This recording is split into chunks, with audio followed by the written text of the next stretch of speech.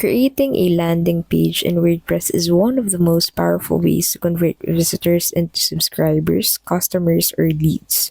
Whether you're launching a product, collecting emails, or promoting a campaign, here's a guide on how to make a landing page in WordPress. So to get started, go ahead and head over into the Pages tab on your WordPress account.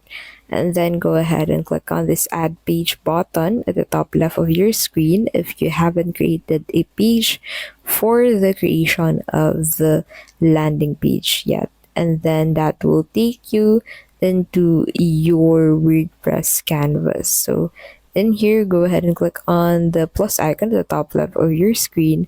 And then in here, make sure to add the hero section, benefits, testimonials, and form or button to capture leads or drive action.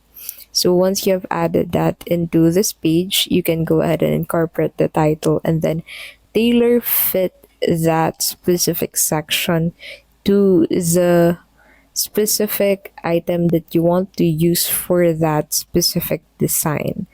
And that is how you can basically make landing page in WordPress. So you basically need the four: hero section, benefits, testimonials, and form or button.